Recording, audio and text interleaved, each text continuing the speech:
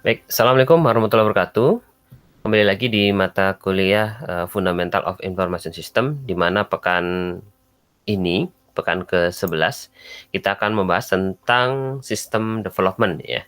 Sistem development ini adalah merupakan bagian yang uh, cukup penting ya dalam sebuah pengembangan sistem informasi ya tentunya.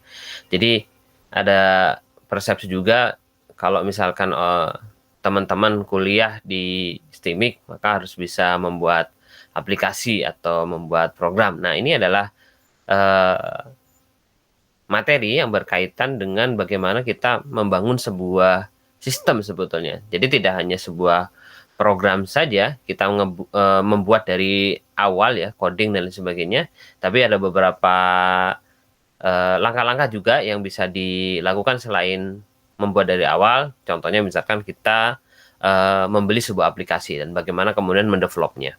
Ya, diawali dari membeli dibandingkan dengan membangun gitu ya. Jadi organisasi sebetulnya kadang kalau sebuah perusahaan gitu ya, dia akan menghabiskan banyak waktu dan resource untuk mengembangkan eh, perangkat lunak gitu ya atau software untuk mendukung aplikasi ya. Contohnya misalkan aplikasi bisnis dan lain sebagainya gitu ya. Jadi ada perusahaan-perusahaan tertentu yang punya divisi IT gitu ya. Tidak serta-merta kemudian manfaatkan seluruh resource-nya untuk membangun sebuah aplikasi ya, karena kadang-kala juga ada keterbatasan dan sebagainya ya. Kecuali kalau misalkan perusahaan tersebut adalah perusahaan yang uh, software house misalkan ya, memang uh, bisnis prosesnya adalah membuat aplikasi. Tapi kalau misalkan contoh misalkan perusahaan manufaktur ya, ya dia main uh, bisnis prosesnya bukan membuat aplikasi ya, tapi bagaimana kemudian memanfaatkan aplikasi untuk uh, membantu proses bisnis di dalamnya gitu ya. Jadi ada kalanya juga sebuah perusahaan itu kemudian tidak membuild aplikasi dari awal tapi membeli gitu. Tentunya ada pro dan kontranya ya kalau misalkan kita membeli dan membuild atau melakukan proses software development gitu ya. Jadi kalau misalkan membeli misalkan simpelnya adalah aplikasi tersebut sudah benar-benar sudah jadi gitu ya, sudah dites oleh banyak orang misalkan. Contoh misalkan kita pakai ERP-nya adalah SAP misalkan ya. Jadi kalau kita beli ya udah, oh, semua orang sudah pakai SAP ya, kebanyakan orang sudah pakai SAP. Kemudian sudah terbukti SAP apa namanya? Sudah di testing dan lain sebagainya. Tapi juga ada kontranya ya, baik dari misalkan dari segi harga misalkan ya. Tentunya kadang kalau misalnya kita beli itu bisa jadi harganya malah lebih mahal gitu ya dibanding kita nge-build. Kemudian juga ada beberapa fitur-fitur yang sebenarnya kita tidak perlu ternyata itu ada gitu. Sehingga menjadi tidak maksimal. Tapi dewasa ini sih lebih seringnya beberapa aplikasi juga bisa customize ya. Jadi kita beli sesuai yang dibutuhkan. Jadi kalau masalah harga biasanya starting dari harga yang relatif lebih murah. Kemudian kalau kita ada kebutuhan kita tinggal penambahan modul dan lain sebagainya. Oke. Kalau kita bicara tentang sistem development itu ada saat ini ya yang berkembang itu ada dua, yang iterasi yaitu yang menggunakan waterfall dan juga yang agile atau lincah ya. Nanti kita terangkan satu persatu. Nah, yang pertama konsepnya adalah waterfall ya, waterfall system development program. Jadi waterfall itu kalau bahasa Indonesianya berarti air terjun gitu ya.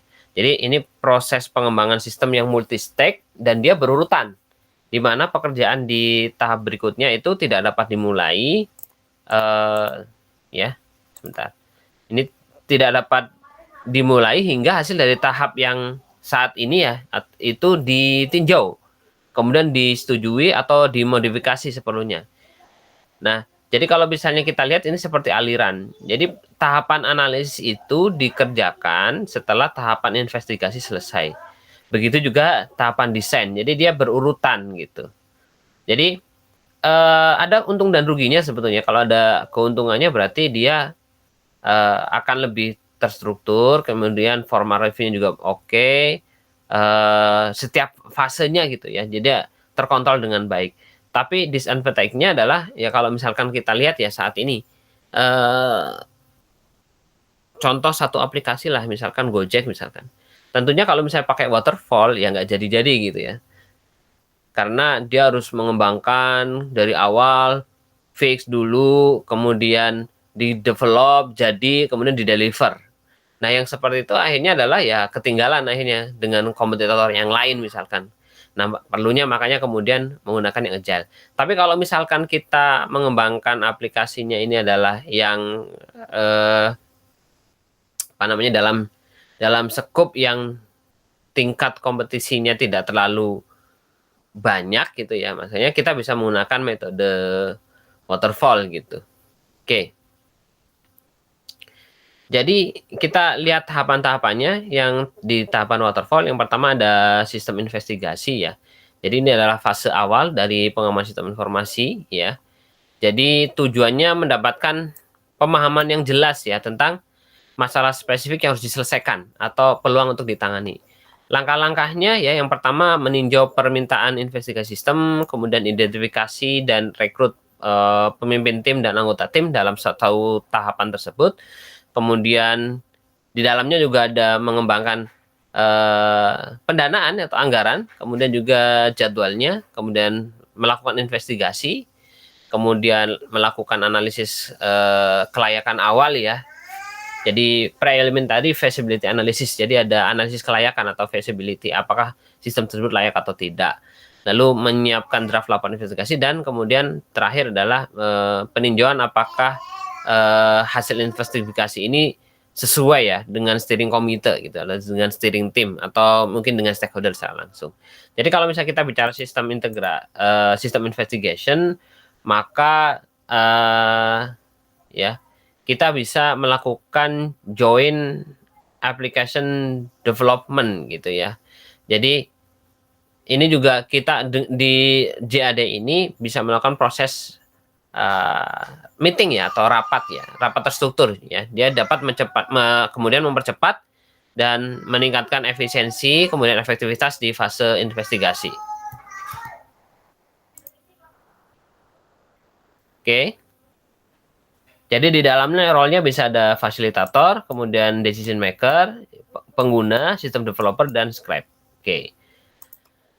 Nah, ini kemudian kita juga dalam tahapan sistem investigasi, kita bisa membuat functional decomposition chart gitu ya. Jadi kita membuat struktur organisasinya ya, untuk kemudian kita mengembangkan sistem.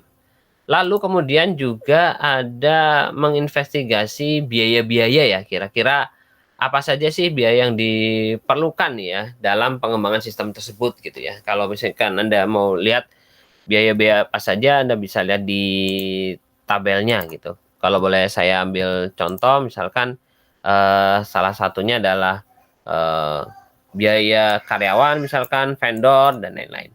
Oke. Lalu kita sampai ke tahapan berikutnya.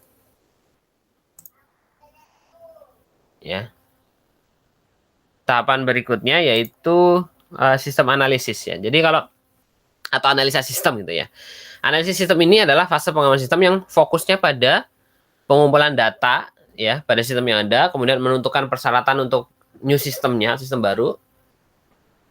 Kemudian juga mempertimbangkan ya alternatif dalam batasan yang teridentifikasi dan menyelidiki kelayanan solusi alternatif.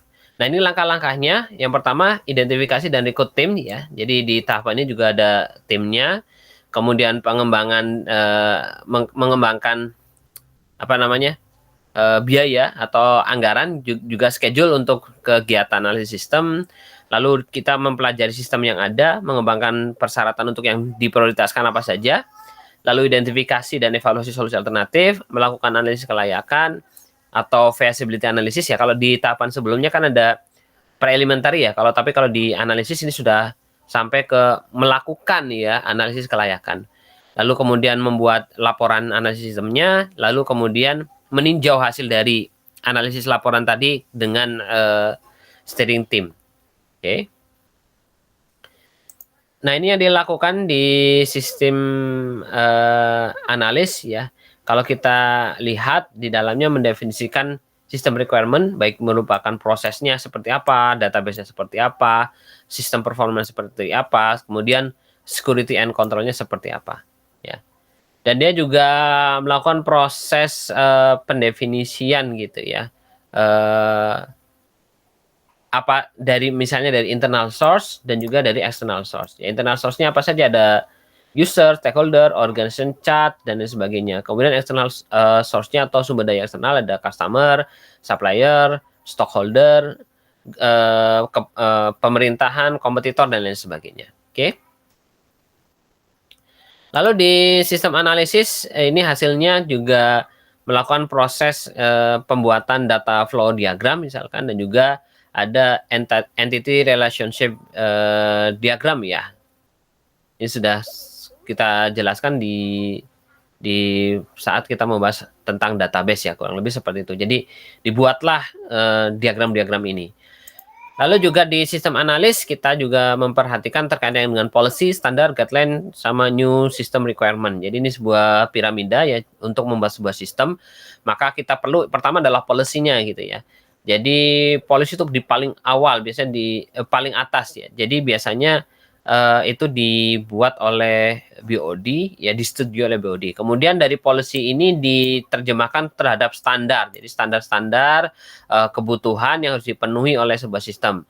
Lalu dari standar tadi dibuatlah guideline atau panduan-panduan gitu, atau best practice untuk menggunakan sistem tersebut.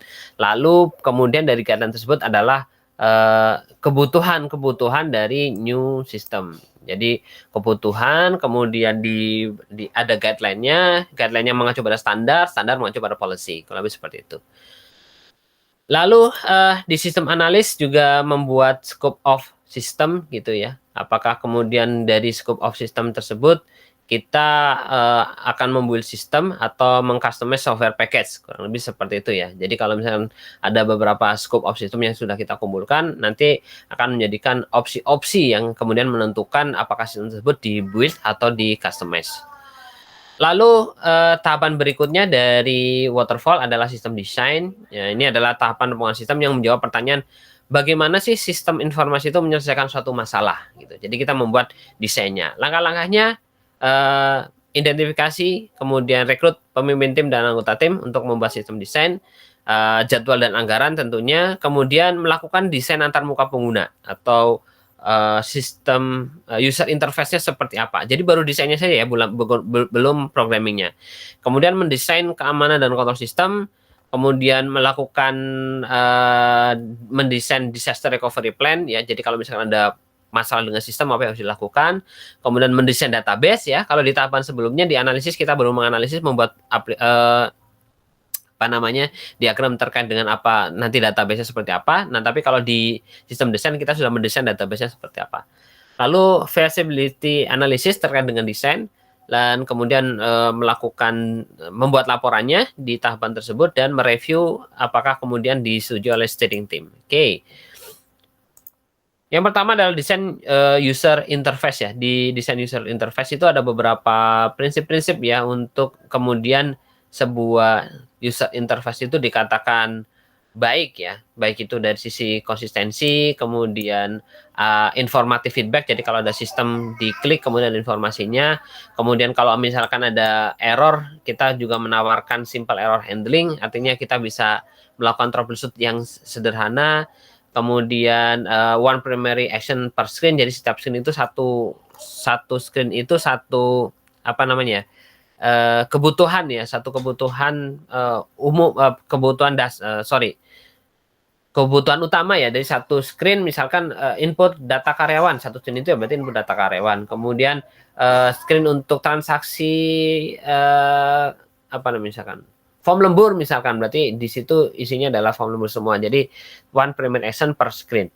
Kemudian ada progressive disclosure dan strive for aesthetic integrity. Jadi semua dari tampilan-tampilan tadi user interface itu terintegrasi satu sama lain gitu.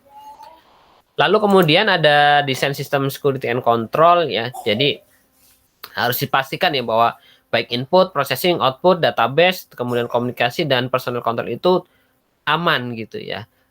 Misalkan passwordnya harus masuk minimal berapa karakter contohnya. Kemudian kalau Anda membuat interface-nya ketika input password, maka akan langsung berubah menjadi bintang misalkan. Jadi tidak langsung terlihat. Yang lainnya misalkan apa namanya, database. Ini database-nya berarti Anda tidak menggunakan SA misalkan, kalau misalkan Anda kenal dengan apa namanya, SQL Server gitu ya. Tidak menggunakan super admin, tapi menggunakan apa namanya, user-user tertentu. Lalu kemudian juga di sistem desain ada desain disaster recovery plan.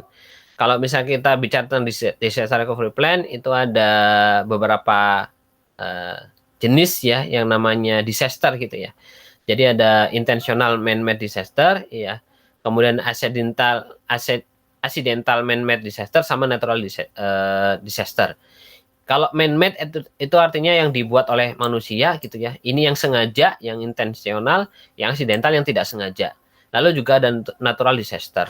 Jadi kita harus pastikan bahwa sistem kita itu aman ya, atau bisa terkendali ketika misalnya terjadi permasalahan atau terjadi disaster atau bencana.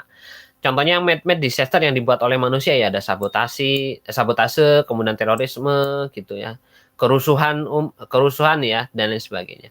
Lalu accidental berarti misalkan pengoperasian ada salah operasi misalkan, atau bermacam-macam ya terkait dengan orang yang nggak sengaja tapi dilakukan bencana yang tidak disengaja yang dibuat oleh manusia. Lalu ada natural disaster ya. Kalau misalkan natural disaster ada banjir, tsunami, gempa dan lain sebagainya. Jadi kita harus pastikan apakah sistem kita itu ditaruh di mana. Contoh misalkan kita taruh di cloud, maka harus ada backupnya dan lain sebagainya. Apakah kalau misalnya kita ditaruh di on premise, berarti kita harus ada backup di cloud dan lain sebagainya gitu.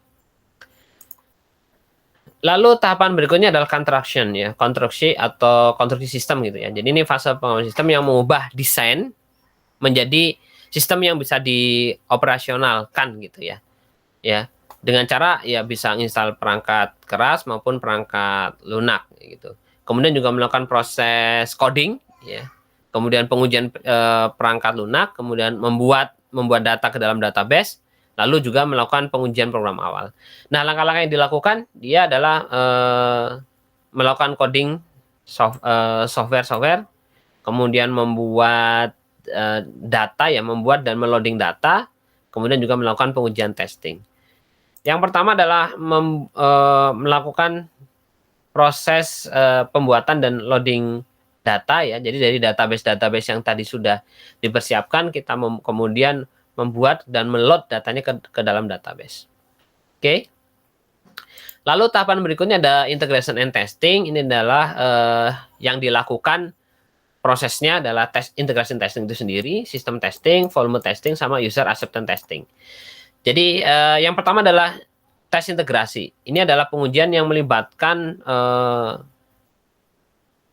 semua komponen individu bersama-sama, kemudian mengujinya sebagai kelompok untuk mengungkap kalau misalkan ada bug atau cacat ya pada interface antar komponen yang ada gitu. Kemudian sistem testing gitu. Sebelumnya saya terangkan dulu ya, kalau integration testing misalkan kalau kita input data karyawan ya, ada kodenya misalkan di satu database, maka ini harus link di interface yang lainnya gitu. Jadi kita kalau sudah inputkan data, contohnya MTT Wahidin kodenya 205028 gitu ya. Ternyata harus terintegrasi nih dengan yang lain, contohnya data karyawan sendiri, kemudian misalkan saya ada data gaji, maka harus memungkinkan data gaji misalkan MTT Wahidin dengan kode 205028 itu dia sesuai departemennya apa, seksinya apa dan lain sebagainya. Kalau tidak terintegrasi, maka akan mengakibatkan data yang ada bisa kacau ya, kurang lebih seperti itu ya. Jadi malah kalau bisa berdampak luas, misalkan masalah penggajian misalkan, jangan sampai yang tadi kodenya 205028 ternyata gajinya adalah gaji milik 205029 dan lain sebagainya. Lalu ada sistem testing ya, pengujian sistem. Ini menguji apakah sistem itu lengkap dan terintegrasi, baik itu perangkat kerasnya, perangkat lunak, database, orang, dan prosedur. Nah, untuk memvalidasi bahwa sistem informasi itu memenuhi semua persyaratan yang sudah ditentukan. Itu di sistem testing. Lalu ada volume testing. Ini menguji untuk mengevaluasi kinerja sistem informasi di bawah kondisi operasi dan volume kerja yang bervariasi namun realistis ya untuk menentukan beban kerja ya atau load gitu, di mana kinerja sistem mulai menurun dan untuk mengidentifikasi dan menghilangkan masalah apapun yang mencegah sistem mencapai kinerja tingkat layanan yang diperlukan gitu ya. Itu di volume testing. Lalu ada user acceptance testing. Ini adalah pengujian penerimaan pengguna. Apakah kemudian si pengguna bisa menerima ya dari sistem tersebut. Ini dilakukan oleh pengguna sistem ya yang sudah menggunakan sistem tersebut, kadang juga sudah terlatih ya untuk memverifikasi bahwa sistem dapat menyelesaikan tugas yang diperlukan dalam lingkungan operasi dunia nyata dan bekerja sesuai dengan spesifikasi desain sistem. Oke. Lalu ini ada tahapan-tahapannya. Ini ada integration and testing ya. Contohnya gitu ya. Kita bicara tentang unit, integration, sistem, volume, sama user acceptance. Apa yang dites, tujuannya tesnya apa, siapa yang melakukannya. Jadi ini adalah rangkuman dari apa yang tadi saya sudah terangkan. Oke, tahapan berikutnya dari waterfall system development adalah implementation atau implementasi. Jadi langkah-langkah yang dilakukan dia adalah user preparation atau persiapan pengguna, kemudian set preparation atau persiapan lokasinya, instalasi, dan juga cut over. Jadi cut over kalau misalkan ada sistem lama menjadi sistem baru ya. Oke, nah ini ada beberapa strategi pengalihannya ya. Ada direct conversion ya kalau cut over, ada fase in approach, ada juga yang parallel startup ya. Jadi kalau direct conversion sistem lama kemudian langsung dirubah jadi sistem baru. Lalu kalau by fase atau by fase, dia pertama contohnya misalnya sistem lama yang komponen 1 gitu ya, di cut over dulu, baru kemudian yang komponen 2-nya di cut over ya. Kemudian komponen ketiganya di cut over, baru semuanya berjalan ya. Jadi old sistemnya masih tetap berjalan berdampingan gitu ya. Oke, lalu ada parallel startup. Jadi kalau parallel startup, old system ini ada irisan ya, irisan kemudian baru dijalankan new sistemnya. Itu di sisi cut over-nya. Lalu di sistem operation and maintenance ya, itu adalah langkah-langkah pengoperasian dan juga pemeliharaan ya, kalau lebih seperti itu. Mulai dari operasional, kemudian melakukan proses maintenance gitu ya. Apakah ketika maintenance berarti kita harus memastikan satu, apakah ada performance system yang buruk gitu ya, waktu responnya yang lambat, atau transaksinya yang karena transaksi yang bertubi-tubi gitu atau sering itu jadi respon lambat. Kemudian kalau misalkan terjadi perubahan proses bisnis, jadi harus dilakukan proses maintenance. Lalu ada perubahan kebutuhan pemangku kepentingan sistem, baik itu user atau manager. Lalu juga kita harus melakukan maintenance ketika terjadi bugs atau kesalahan dalam program. Ada juga masalah teknis dan perangkat keras. Ada ketika misalkan ada merger dan akuisisi perusahaan ya, jadi sistem tersebut harus di maintenance. Lalu ada perubahan peraturan pemerintah ya, regulasi. Contoh misalnya kita membuat aplikasi yang berkaitan dengan pajak, ketika regulasinya berubah, maka kemudian kita harus melakukan proses maintenance untuk merubah sistem tersebut. Lalu ada perubahan dalam sistem operasi ya, atau perangkat keras ya, misalkan sistem operasinya kemudian harus di-upgrade atau perangkat kerasnya harus diganti, maka sistem juga harus di-maintenance. Lalu ada proses disposal ya. Kalau disposal apa ya bahasa Indonesia? Pembuangan gitu ya. Dibuang. Jadi pertama harus dikomunikasikan kenapa harus di-disposal, kemudian penghentian kontrak juga kalau misalkan sistem tersebut berkaitan dengan eksternal ya, vendor eksternal. Lalu kita perlu untuk membackup data ya, apalagi berkaitan dengan security gitu ya, data-data confidential dan sebagainya, maka datanya harus di backup. Lalu juga harus mendelete sensitif data ya, data-data yang sensitif, yang rahasia, apalagi kalau di proses disposal adalah hardware-nya atau perangkatnya ya, dari yang ada di data sistem, di situ ada data karyawan, data keuntungan, data misalkan resep-resep gitu ya, resep-resep pembuatan di manufaktur atau resep misalkan ada pembuatan kendaraan, data dan lain sebagainya, itu harus di delete. Biasanya prosesnya web dan tidak hanya satu kali saja, dan kadang malah ada prosedur yang mengharuskan untuk dilakukan oleh vendor pihak ketiga yang spesifik melakukan proses pendeletan data. Dan kemudian ada dispose of hardware atau pembuangan perangkat keras. Oke, itu adalah waterfall system development process. Lalu kita akan lanjut ke slide berikutnya, yaitu terkait dengan agile development. Ya, agile development ini adalah proses pengembangan perangkat lunak ya, yang sifatnya adalah agile atau apa ya, lincah gitu. Dalam bahasanya adalah lincah ya. Jadi di pengembangan agile ini proses pengerjaannya itu ada yang namanya Scrum, kemudian ada Scrum Master, ada Project Owner gitu ya. Kalau kita lihat ya proses Scrum, jadi dia banyak meeting, kemudian meeting ini dikendalikan oleh Scrum Master. Kalau misalkan ada kebutuhan, kita mengeluarkan sprint ya, dari sprint tersebut ada letak, ada backlog dan lain sebagainya. Kemudian akan dikerjakan oleh tim. Jadi ada satu fase pengembangan, contohnya misalkan ini, ada aplikasi Gojek misalkan. Gojek mau mengembangkan untuk melakukan pengiriman makanan, contohnya. Dulu kan nggak ada. Nah, makanya kemudian ada requirement meeting gitu ya.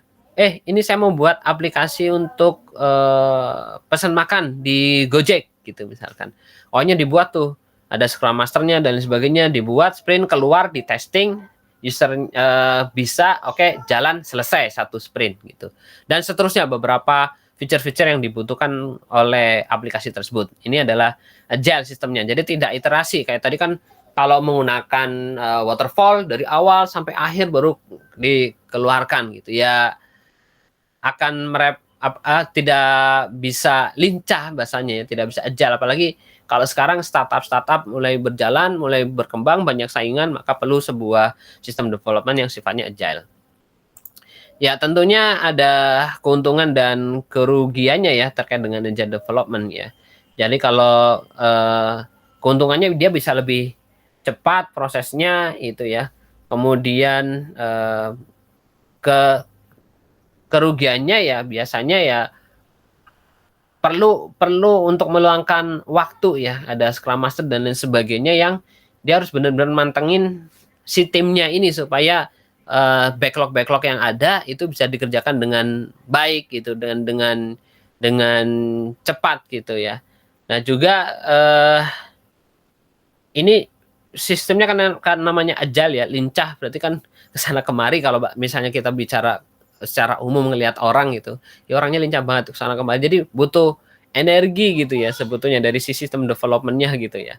Sehingga mungkin akan, kalau misalnya saya bilang mungkin tingkat stresnya akan lebih tinggi ya, tetapi memang keuntungannya juga lebih baik ketimbang kalau misalnya kita pakainya yang waterfall. Dan kalau kita lihat, kalau misalnya kita pengembangannya adalah agile ya, banyak sekali ya sekarang tools-toolsnya, apalagi kalau misalnya kita bicara pandemi ya, tools-tools yang mendukung proses pengembangan sistem yang tidak mengharuskan orang berada pada satu tempat. Sekarang sudah banyak ya yang agile. Ada misalkan Anda bisa pakai Jira, kemudian ada beberapa aplikasi yang bisa dimanfaatkan untuk mengembangkan sistem bersama-sama dan sifatnya agile.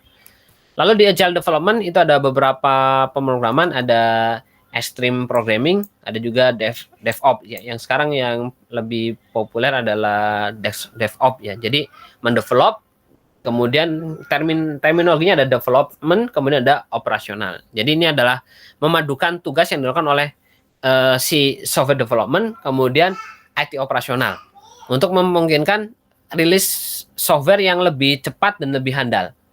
Jadi di sisi development, dia melakukan proses perencanaan, mendefinisikan acceptance kriteria, membangun, kemudian melakukan testing.